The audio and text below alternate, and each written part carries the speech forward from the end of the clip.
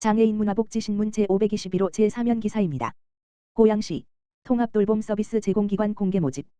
고양 특례시 시장 이동헌 각 공백 없는 통합돌봄을 위해 서비스 제공기관을 공개 모집한다고 26일 밝혔다.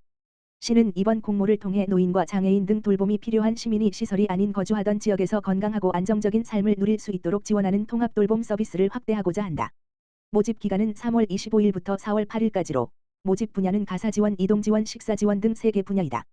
통합돌봄은 돌봄이 필요한 대상자가 자신이 살던 곳에서 생활을 유지할 수 있도록 보건, 의료, 복지 서비스를 통합적으로 연계 및 지원하는 서비스로 이를 통한 시민 삶의 질 향상과 돌봄 사각지대 해소가 기대된다. 사업에 선정된 기관은 향후 고양시 통합돌봄 사업의 수행기관으로서 통합돌봄 대상자에게 다양한 서비스를 제공한다. 또 지역 내 다양한 자원과 연계하며 지속 가능한 돌봄 환경 조성에 참여하게 된다. 시 관계자는 이번 공개 모집을 통해 역량 있는 통합돌봄 서비스 제공기관을 발굴하고 지역 중심의 통합돌봄 체계를 더욱 촘촘하게 구축해 나갈 계획이라며 통합돌봄에 관심이 있는 기관들이 적극적으로 참여하길 기대한다고 밝혔다. 가평군 경기도 생활체육 대축전 자원봉사자 모집. 가평군이 오는 8, 9월 열리는 대규모 생활체육대회의 성공적인 개최를 위해 1,500명 규모의 자원봉사자 모집에 나선다. 군은 4월 1일부터 7월 10일까지 제20회 경기도 장애인 생활체육대회와 제37회 경기도 생활체육대 축전을 지원할 자원봉사자를 모집한다고 밝혔다. 장애인 생활체육대회는 8월 28에서 29일, 생활체육대 축전은 9월 10일에서 13일 각각 열린다.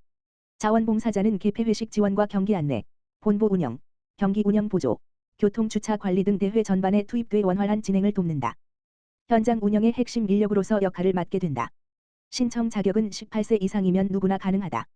신청은 가평군 자원봉사센터 홈페이지에서 하거나 신청서를 내려받아 이메일 gpbc1365@hmail.net, 팩스, 지역번호 031-581-7222, 방문 또는 우편으로 제출하면 된다. 개인과 단체 모두 참여할 수 있다. 선발된 자원봉사자는 본인의 신청 일정과 달리 일부 경기 일정에 배치될 수 있으며 자원봉사 실적 인정과 함께 유니폼, 기념품, 소정의 활동 실비가 제공된다. 또 발대식과 사전 교육을 통해 근무 수칙을 숙지한 뒤 현장에 투입된다.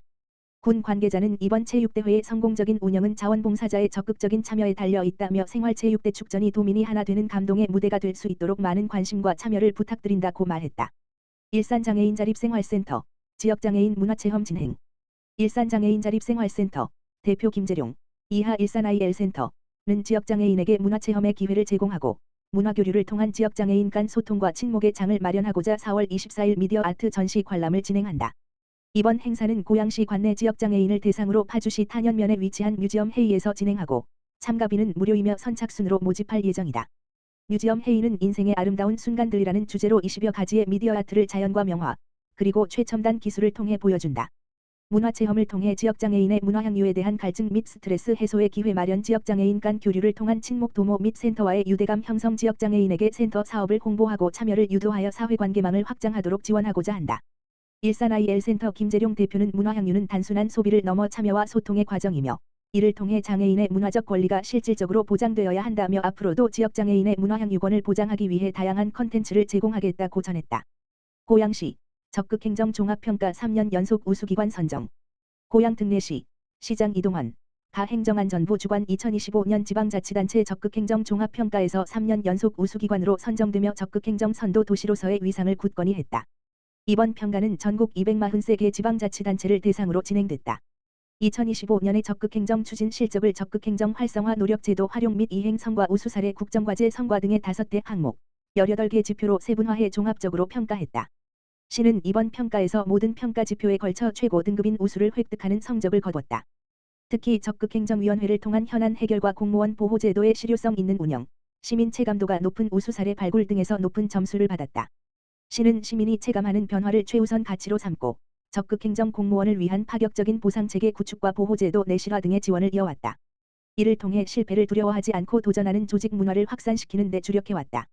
이러한 노력을 통해 시는 지난해 지자체 적극행정 종합평가 우수기관 선정, 범정부 적극행정 경진대회 우수상 수상, 국민권익위원회 적극행정 국민신청 우수 유공기관 선정 등 적극행정 관련 평가에서 성과를 거둔 바 있다.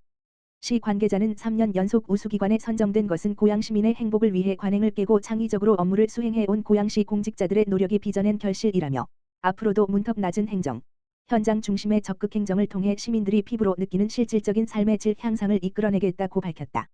고양시 2026년 상반기 전기 이륜차 보급 사업 4월 1일부터 접수. 고양 특례시 시장 이동환 는 미세먼지 저감과 대기 환경 개선을 위해 오는 4월 1일부터 2026년 상반기 전기 이륜차 민간 보급 사업 신청을 접수한다고 26일 밝혔다. 올해 전기 이륜차 구매 보조금 지원 물량은 248대로 상반기에는 150대를 보급한다. 또 올해 하반기 별도의 공고를 통해 추가 물량을 공급할 계획이며 상반기 잔여 물량은 하반기에 합산해 운영할 계획이다. 보조금은 전기 이륜차의 유형과 규모, 성능, 연비, 배터리 용량, 등판 능력 등에 따라 차등 지급된다. 규모별 최대 지원액은 대형 300만 원, 중형 270만 원, 소형 230만 원, 경형 140만 원이다. 특히 기존 내연기관 이륜차를 폐차하고 전기 이륜차를 구매할 경우 보조금 상한 범위 내에서 국비 30만 원을 추가로 지원받을 수 있어 노후 이륜차의 교체를 적극 유도할 방침이다. 특정 대상에 대한 추가 보조금도 지급한다. 소상공인 취약계층, 장애인, 차상위 이하 계층, 농업인 등이 구매할 경우 국비 지원액의 20%를 추가로 지원한다. 또 배달을 목적으로 구매하는 경우에는 국비 지원액의 10%를 가산해 지원한다. 단, 소상공인 취약계층 농업인 추가 지원과 배달용 추가 지원은 중복 적용되지 않는다. 지원사업 신청 대상자는 구매 지원 신청일 기준 30일 이상 계속해서 고양시에 주소를 둔 만 16세 이상 시민, 고양시에 사업장이 있는 법인, 기업, 공공기관 등이다. 신청 절차는 구매자가 전기 이륜차 제조 수입사, 판매점과 구매 계약을 체결한 후 해당 업체가 무공해차 구매보조금 지원 시스템을 통해 고양시에 신청서를 대행 접수하는 방식으로 진행된다. 이때 보조금은 제작 수입사에 지급되므로 구매자는 차량 구매 가격 중 보조금을 제외한 나머지 금액만 제작 수입사에 지불하면 된다.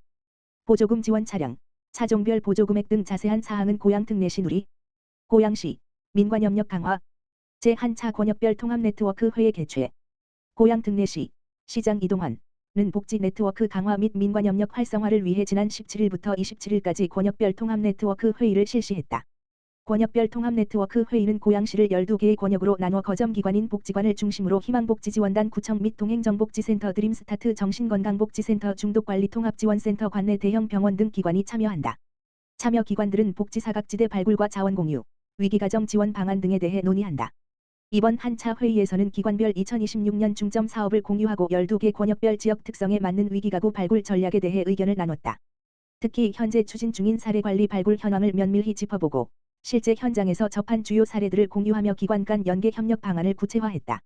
시 관계자는 현장의 생생한 사례를 공유하고 권역별 특성에 맞는 발굴 체계를 점검하는 것이 사각지대 해소의 핵심이라며 앞으로도 정기적인 통합 네트워크 회의를 통해 민관이 긴밀히 소통하며 위기에 처한 시민을 적극적으로 발굴해 지원하겠다고 밝혔다.